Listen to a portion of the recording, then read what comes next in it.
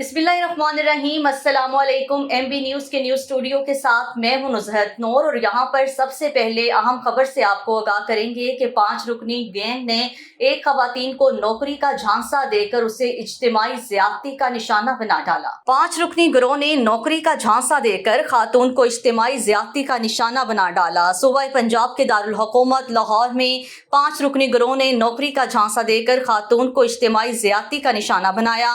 लाहौर में नौकरी का झांसा देकर खातून के साथ मुबैना इज्तिमाई ज़्यादती का वाक़या पेश आया, जिसके बाद पुलिस ने खातून की मुद्दत में मुलजिमान के खिलाफ मुकदमा दर्ज कर लिया है।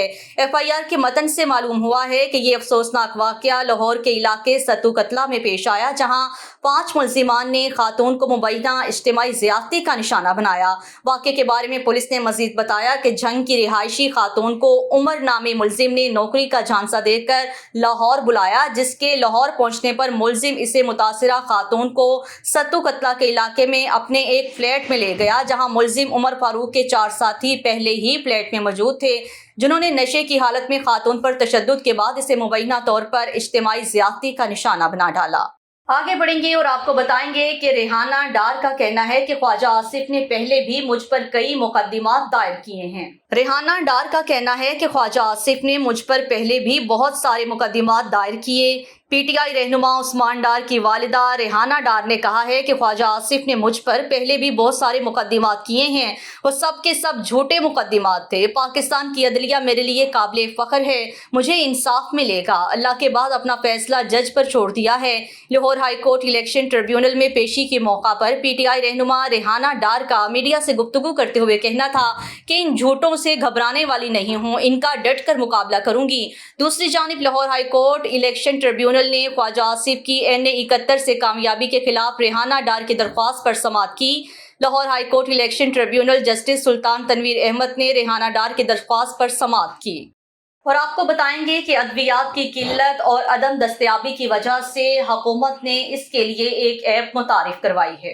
अद्वियात की किल्लत और अदम दस्तयाबी की शिकायत के लिए पहली बार मोबाइल एप्लीकेशन मुतारिफ। मुल्क में अद्वियात की किल्लत और अदम दस्तयाबी की शिकायत के लिए पहली बार मोबाइल एप्लीकेशन मुतारिफ करवा दी गई है। ड्रग शॉर्टेज रिपोर्टिंग के नाम से मुतारिफ कराई गई एप्लीकेशन को इंतहाई सादा रखा गया है और इसे गूगल प्ले स्टोर से मुफ्त में डाउनलोड किया जा सकता है।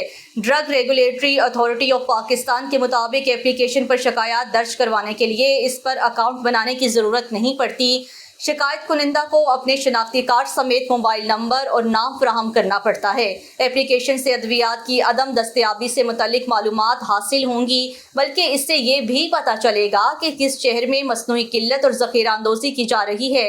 एप्लीकेशन के जरिए कराची, लाहौर, इस्लामाबाद, रावलपिंडी, हैदराबाद, सक्खर और जैबकाबाद समेत मुतअद्दिद शहरों के अफराद अद्वियात की किल्लत से मुतल्लिक शिकायत दर्ज करवा सकते हैं। आगे बढ़ेंगे और आपको बताएंगे कि वज़ीर आला मरियम नवाज शरीफ का कहना है कि लाहौर के इलाके में बिला इम्तियाज डेवलपमेंट की जाए।